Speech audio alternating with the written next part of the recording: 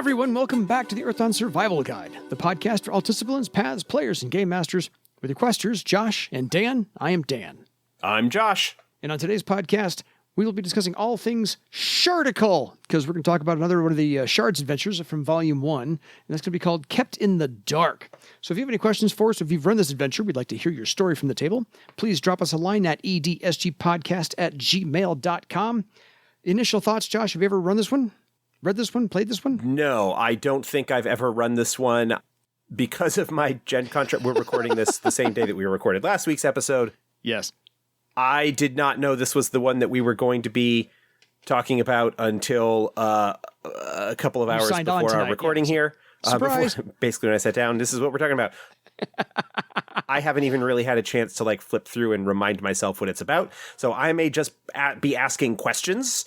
That's fine. And let Dan kind of take the lead more on this one. I've run this one exactly one time, but I can give you the paragraph synopsis to refresh your memory and tell everybody else what this whole thing is about. So if you want to hear more after I give you this paragraph, by all means, keep listening. If this doesn't interest you in any way, shape, or form, then stop.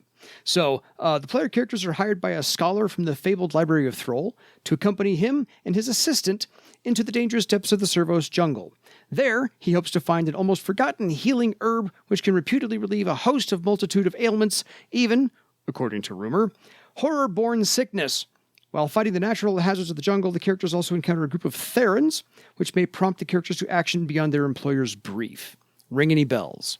Nope. Fair enough. Sorry, like I said, I probably read this when it first came out as a standalone shard years and years ago. Yeah. But I don't recall any specifics about this. I'm fairly sure that I didn't run it. That's like I said, I will probably be asking questions, and I've got the PDF pulled up here so I can follow along. But yeah. Not a problem. Not a problem. This is written... I realize that I am shocking our audience here by admitting that I don't know everything right off the top of my head. Or you have no familiarity at the moment. So that's the harder part, is that you don't really find any of this one familiar. Yeah. From that summary, this sounds like it is a first and second circle adepts. Yeah. It is clearly intended as an introductory or low circle adventure. So I suspect that we're going to find that this is kind of a fairly standard wilderness adventure that might have a twist or two along the way, but probably nothing hugely dramatic. Yeah, it's not going to be a twist of a plot or anything that's going to be, you've been betrayed by the person who hired you type thing, like the last one was. This is, as you said, incredibly straightforward. You get hired by Wyvern Akarem to explore the Servos jungle, as it said, to find a rare fungus. Basically, it's a mushroom. Akarem, that name sounds familiar. I think it was also a care in one of the other adventures from the Journal. Yeah, Care Akarem. Yeah, it rings a bell to me as well. Yeah, that does kind of ring a bell. Or that there was an item that had that name because it was connected to Care Akarem. The Amulet of Akarem. Yeah. Not related in any way, shape, or form to this. It's just the same name. It's just a mere coincidence of names. Or the Amulet of Agamon, I know that. Yeah. Anyway. Akarem, I am fairly sure. I don't know where that might crop up. Anyway, yeah. It's one of those things. Mere coincidence as far as I'm aware of. Possibly written by the same person. I don't know. This one does not give credit as to who wrote it. Because, of course, all the writing credits are alphabetical by last name. Well, actually, if you give me a minute. It also includes Lou Prosperi in the writing of the Shards Volume 1. So, not entirely sure how much. Yes, because Shards Volume 1 includes Journey to Lang.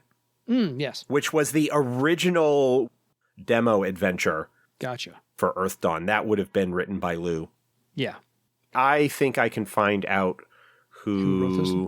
Kept in the Dark was originally Gary Bowerbank is the one that is credited for that. Gotcha. Thank you, Gary.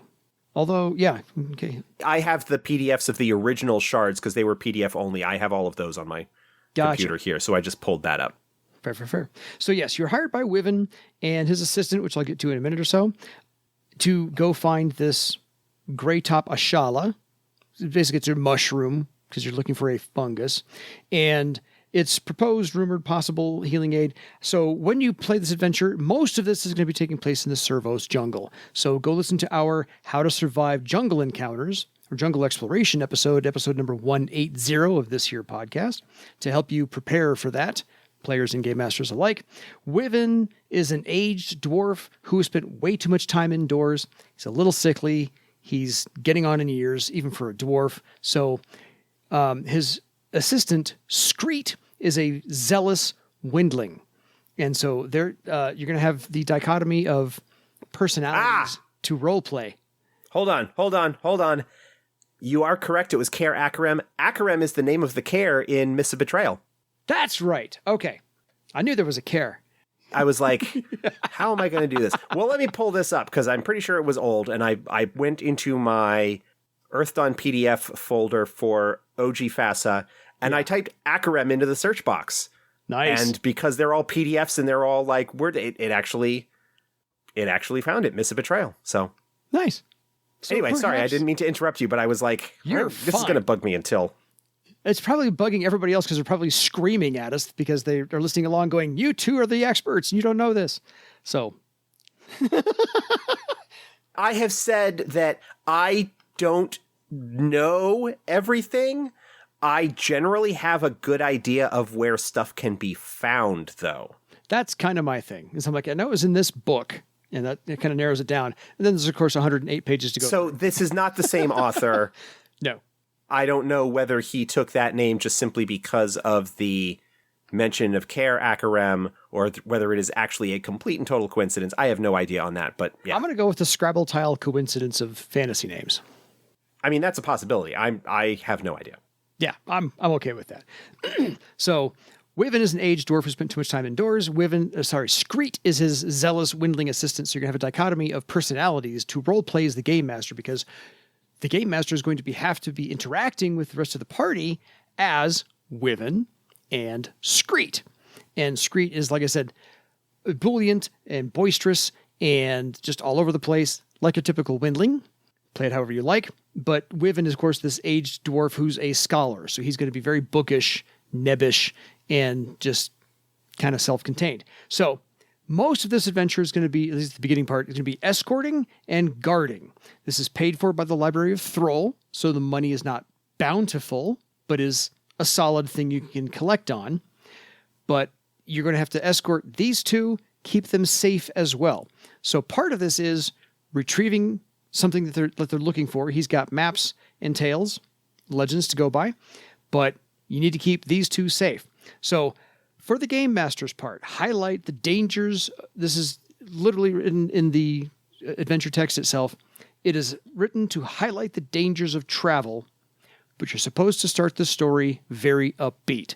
They're all in a good mood. Everyone's in full health.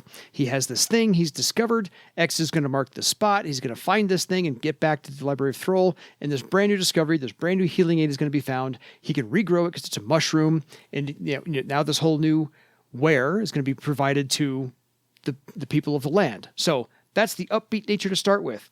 So since you're going into the jungle, it also recommends in this adventure, thank you, Gary, that for the game master, really play out the story aspects of describing all of the senses that the characters can possibly use. Their sense of taste, their sense of smell, their sense of heat and cold, balance, what they can feel as far as the soft ground underneath their feet as far as the jungle is concerned, if they're itchy, if they're hot, and they're sweaty. So do all of that. And then, to play the social aspect, the player characters should be able to overhear, once they're hired, overhear or engage in conversation with some of the other NPCs around as to any rumor mill about Servos jungle, legends, creatures, people survived it, people didn't survive it, people have gone lost and never found again, things like that. And so there's a lot of ROLE playing. There's some suggestions that the game master gets to do. And so this really is going to be more of a storytelling than it is use of stat blocks. Although, by the way, there will be tons of stat blocks to be aware of when you get into this adventure. Yeah. Initial thoughts, Josh? No, I'm actually scanning through things as you're describing stuff, I read sort of the plot synopsis, and I'm noticing actually that there appears to be a discrepancy a little bit later on. Fair. In that the plot synopsis mentions crojen. Yes. And there is artwork in the adventure from the original crojen entry from first edition. Yes. But there's no actual crojen stat block. No, because they have it as troajin. Yes. Yeah. Which clearly, and it is definitely a troajin stat block. Yes. Just in terms of the description and whatnot, but it's a little bit odd. I think if there was going to be any confusion, that would be the confusion to do, because they both end in J-I-N. No, crojen. J-E-N. No, the crojen ends J-E-N. Yeah, sorry. And the trojan ends J-I-N. So I'm not sure. I don't know. I don't know that it's a big deal. It's not a big deal. It's just something that I noticed. You're not wrong. I was going to point that out. I think whichever one is more suited to a jungle atmosphere, use that one. So it looks like, going back to the original PDF version. Yes. They are crojen. Oh, gotcha. So my guess is that for some reason for the Shards collection, they changed it to troajin, but didn't update the plot synopsis. Yeah, that is to do the find replace in that paragraph, but the... Right. Gotcha. Or the artwork. That's my suspicion. That's fair. I absolutely find that a fair... oh, yeah. Absolutely. Small printing error. These things happen. So, while I've... Aside from the fact that they ended up using the crojen art as well... Yes. I don't know. Yeah. So, this story is supposed to take place at the beginning in a small little town just outside of the Servos jungle, where Wyvern has been a little bit disheartened about adventurers helping him out, and finally decides to beg, borrow, and plead y'all to help him out a little bit. So this really can take place anywhere if you want to stretch this out and make a longer adventure out of it. Although I will say, for the 11 pages that's here, there's a lot going on. Yeah. Not going to lie. So you can get hired anywhere. If you're hired in Library of Thrall, just in Bartertown, all of that's going to be fine. Whatever gets you to the Servos jungle, knock yourself out. Paddle it a little bit, add some things in there for the Game Master's flavor text, knock yourself out, go to town. But once you get in there, into the Servos jungle, you encounter a Brithen, Cathan scouts, giant vipers with some snares, some traps, a whole lot of role-playing, some terrain and surprise things to come up with. The giant viper has some venom, so you know your poison rules, know your terrain adjustment rules, because they're also in here as well if you're on uneven ground. Eventually, to complicate things, because of course this is an Earthdawn adventure, Wyvern is going to get sick. He's going to actually come down with quaking fever, which is, by the way, in 4th edition in the Game Master's Guide, page 189. So helping you do your research quicker. Know your disease rules. So Wyvern could, in the case of this story, not make it. So we'll get to that at the end, by the way. And then, of course, to Josh's point, either the crojen or troajin, take your pick. About this point, now that you've had 3 or 4 encounters, Wyvern gets sick. Even Screet begins to be a little bit disheartened. This is when the tone of the story goes from really upbeat, as I say to start off, to begin to darken. Everyone's mood begins to change. Sadness begins to set in. A bit of despair, maybe hopelessness. Not because of a horror, just because, holy crap, you're going through all of this and you're not even there yet. Yeah. There's a lot that happens here, and it is a mix of encounters. Yes. You've got the Cathan scouts that you encounter, and so that's largely going to be a role-playing situation. Unless you come across their snares or traps because they've been setting them. So it could be you meet them first, and then they tell you where the traps are if you play nice with them, or you could actually end up with their snares and traps, and then you meet them. So take your pick. But also, really, as a game master, bone up on your interaction tests rules. You've got a Brithen encounter just outside the jungle. Yep. In the jungle, you meet the Cathan. Then you've got the giant viper encounter. Yep. You've got the troajin/crojen encounter. Mm-hmm. Then you meet Jungle to Scrang. Yes. And that's not necessarily going to be a combat encounter.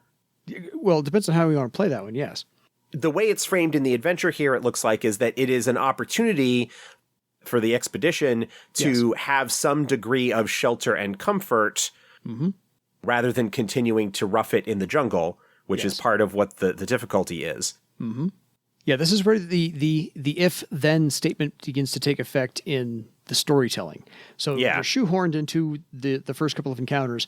Once you meet the Jungle Tiskrang, who mention that there are Therans in and about the area, the Jungle Tiskrang start off with approaching you with an unfriendly attitude. So again, know your interaction tables for this as the game master, and the result depends upon your role playing and the decisions you make as to how you want to approach this. And so the if-then statement is, do you want to be mean, nasty, and tell them to go away? Do you want to fight them off, which they'll just drive them away because they're in their home territory? Or do you want to make friends and make your life easier? Right. And if you decide not to be friendly with the Tiskrang and spend the night in the village, then you have to deal with a death moth. Yes. Which is a lovely encounter. Yes, and then Wyvern's sickness getting worse because he's not getting help and not getting rest, not getting out of the rain. If you do make friends with the Tiskrang, then you get to go to their village and they get to help take care of him. And so these are all the decisions you get to make. So the if-then statement begins to branch out further and further here. Yes, death moth happens. Eventually, in the course of you trying to locate this temple that you're looking for, that Wyvern has the map to, and the story's about, you come across these Theran sport hunters, especially the main one named Rancor, which I know is not too much different than the Rancor beast from Star Wars Return of the Jedi. I get it. He's wearing... a typical Scrabble tile fantasy name. Totally. Yeah. He's wearing Inshalata armor, which I think is a nice little treat. You know, he's wearing giant praying mantis armor, so I get that. He's got a third circle human warrior in his party, a second circle orc scout in his party, 6 Theran soldiers, 1 first circle elf troubadour, and a warrior apprentice with him. So he's traveling with a motley crew.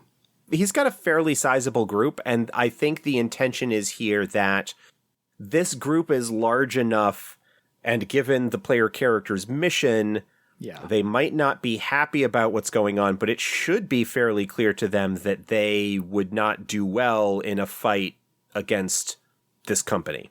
No, but Rancor will challenge to a duel one player character if you don't treat him well. Because he is a Theran, and he expects you to believe, like he does, that you are beneath him, and he will treat you as such. And so another role-playing aspect that the Game Master gets to get into is you get to do Wyvern, you get to do Screet, completely polar opposites there, and then you get to do this Theran, I can't say noble, but this Theran as well. But what Rancor is doing out there is a sport hunting, but secretly, he might tell you in the course of things, if you make him angry enough, he is looking for one of his lost slaves, because he's also traveling with 11 elven, that's a tough sentence to say back and forth, 11 elven slaves. And so he's just looking for them, and he will antagonize you.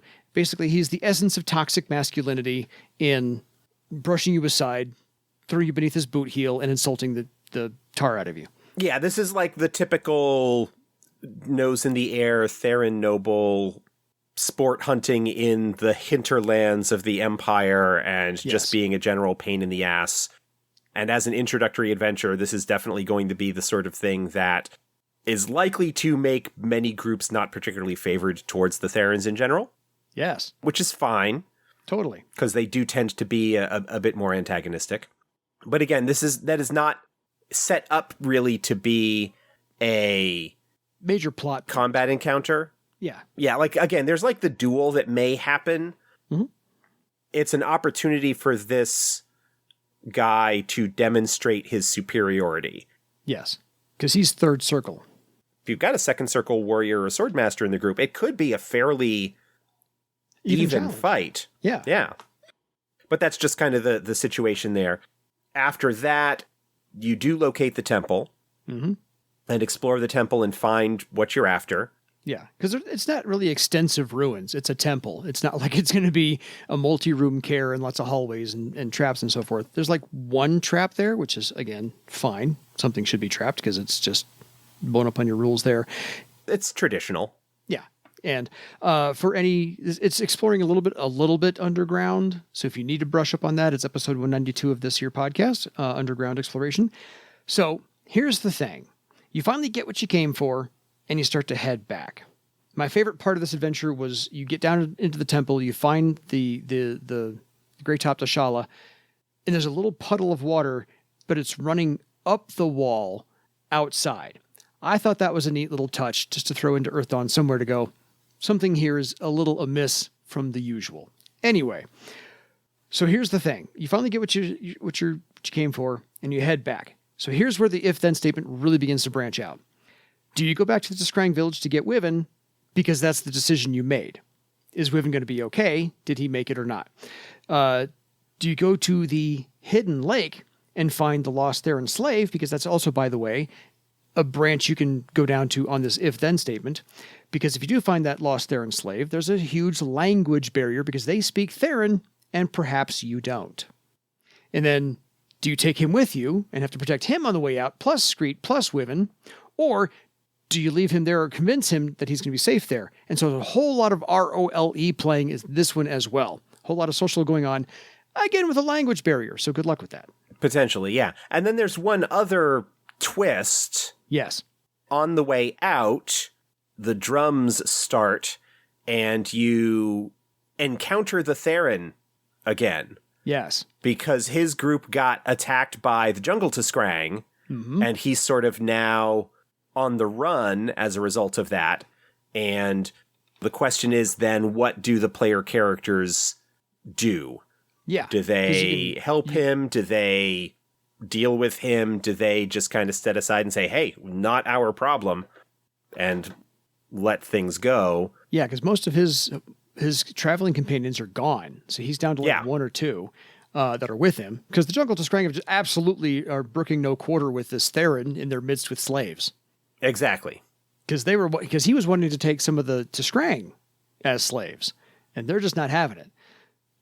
So this is not the moral quandary. It's just one of those, well, what do you want to do? Do you want to parlay? You're going to dismiss him, leave him to his own fate, or are you just going to take care of him for the Jungle Tiskrang because you're just having a bad day and you need someone in your way to take it out on? So he will offer to pay you for helping him leave the jungle. So do you take that route? Because in the shoehorning of the plot here, the Tiskrang are going to find you because you're not at the edge of the jungle just yet and leaving. You're going to have to camp down for the night. So if they find you and he's in your midst as an ally or as a paid patron to leave, this is going to make your role playing a whole lot more fun. Yeah. With the Jungle Tiskrang group. So it's just what the choices you make in this one are this big if-then statement. So the game master has to remember what decision they made, if this is not a one-session thing, and how to play that out. I do like how, despite being a shard, despite being something that is intended to be more of a bite-size thing, there's a lot going on in this and a lot of different ways that you can approach it and a lot of different ways that the player characters can interact with it. It certainly feels to me that while overall the kind of story arc is in one sense kind of linear and kind of straightforward, there is a bunch of branching and reintersecting paths that can come about as a result of the choices that the characters make during the course of things, which is always a good sign. That is a sign that, one, it was not written purely as a railroad. Yes. And two, it feels to me like the obvious choices have been considered and factored in when it comes to the overall adventure and the advice and guidelines that it provides. It says, okay, if the group is antagonistic towards the Therans, they will recognize that they are likely to get stomped if they just attack them, but the leader of the group, Renkar, he will challenge whoever he perceives to be perhaps their best fighter to a duel to demonstrate that he is superior. Or whoever's talking those smack, you know. Yeah. And that there is the possibility that depending on the choices that they make, there are some situations that lean and maybe nudge the characters in certain ways. Like Wyvern getting sick and coming down with quaking fever is likely to lead the group to accept the help of the Jungle Tiskrang and spend a night in relative comfort in their village. Yes. But it doesn't require them to do so. It's a well-levied suggestion. Yeah, it is still a choice, but for the most part, I would expect that your typical player character group, especially at the recommended power level here where they're just first and second circle, is likely to take advantage of that when they can.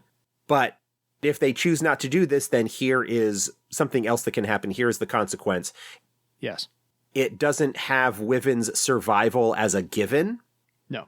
It is handling things as a lot more like, well, Wyvern is getting sick. Are you going to make choices that help him survive, or are you going to not? Yeah. And I appreciate that. I'm not sure overall with the number of encounters that there are and how many days this is supposed to be and the conditions and such, how balanced it might be. It does seem like an awful combat heavy.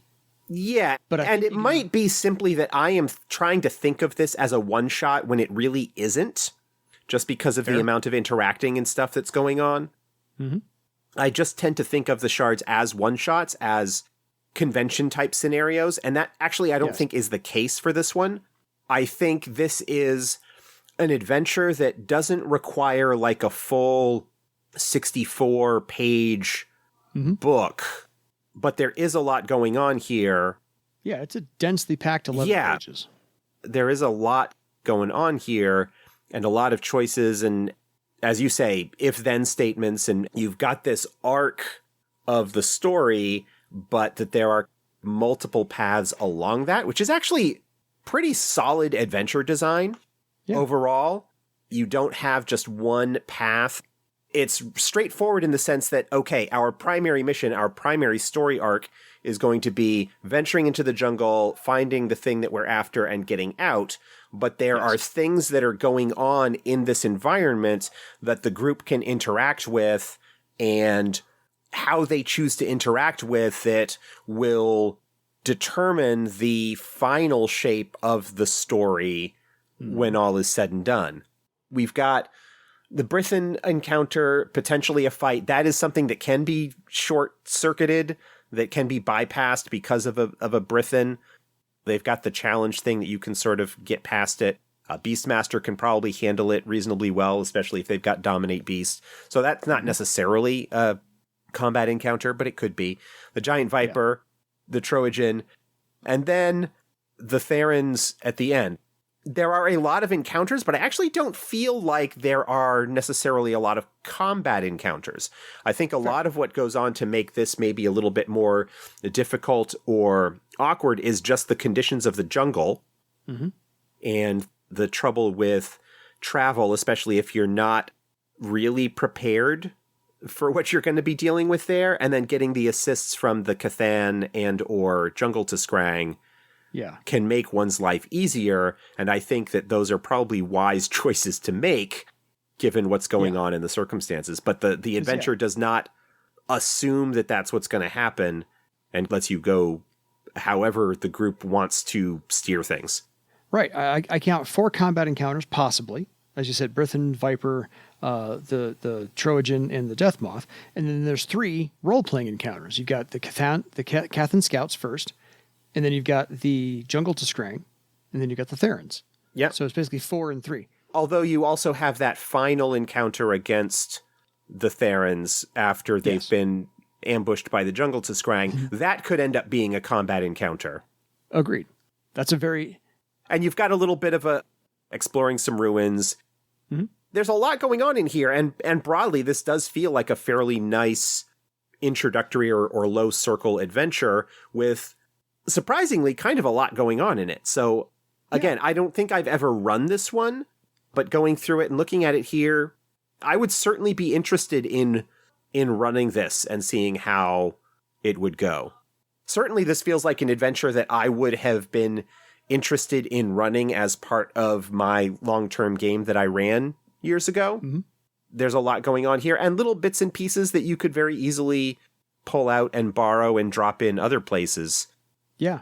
This is a nice little, it's a nice little side quest if you're having some downtime. I ran this for my group, and everyone played either first or second. I had some of each in this adventure, and it took us 2 sessions. We played for about 5 hours per session, so we did this over 2 whole sessions. It didn't take long. I don't recall it going to 3, but I hadn't checked my notes, honestly enough. So this is I like how everything at the end is basically, it can end a different way every time you run it with a different group, because how you get to the end determines on what decisions you made, to Josh's point. So did you make friends with the Diskrang, or were you hostile to them? Did you find or free the missing slave? Did you rescue them? Did you leave them there? Were you able to communicate with them at all because they speak Theran? What did you do with Rankar? He's got 2 or 3 fates in your hands. And then, of course, the Jungle Diskrang, their village. And then did Wyvern survive? Did Screet survive? Did anybody get, attacked by anything else? Because, again, part of your job is to guard them because they're not adventurers. So when you're attacked in those 4 combat scenarios, what happened to them? And then, of course, if they didn't survive, how will you go back to the Library of Thrall and get paid? Yeah. So there's like half a dozen questions here for this adventure. It's literally a choose your own adventure, depending upon the choices you make, as to how it ends up. And so I could run this 3 different ways with 3 different groups and get completely 3 different outcomes. And I like that about this one. So I wish or hope he wrote more adventures of some kind, but good job, I'm going to say. I enjoyed this one. I really did. I've only run it 1 time. I will do it again if I have to, if I can, with a different group, because I think this is a nice first, second circle introductory adventure. It's enough combat. It's enough social skills. The payoff is just pure money. There's no magical treasure to find, really. And so it's really pared down to just do the job, make everybody safe, and get back. Don't get tantalized or adventure hooked with, ooh, that shiny thing over there, I need to go pay. No, don't worry about it. It's just straightforward. Do the adventure, go back and get paid. So, any further thoughts now that you've perused it and we've talked about it a little bit? No, I don't. I think anything that I had thoughts about, I sort of mentioned in the course of that. If you're looking to add in an adventure as a nice little side quest or whatever, this is a pretty good one, I think, to look at. Obviously, you might need to tweak some things in terms of updating it to 4th edition stats if that's the system that you're running. Yep. But the overall story and the variety and choices that are made within it are all pretty solid. Fair. And like I said, it's enough ROLE playing for the Game Master as well. You've got 3 or 4 things you can do. You play Wyvern, you play Screet, you play... Rankar. What's his name? Rankar, thank you. And then, of course, you can play the Jungle Diskrang, because they start off unfriendly to you. So, by all means, the Game Master has plenty of role-playing to do as well, not just the player characters. So, I think one of my absolute favorites to introduce the realm of Earthdawn without making it too complicated. You've got enough social interaction, you've got enough combat interaction, you've got enough story development to, what to do about Wyvern and his illness and how to relate to other cultures, the Jungle Diskrang and the Therans especially. And so, it's not a bad introduction to the realm of Earthdawn.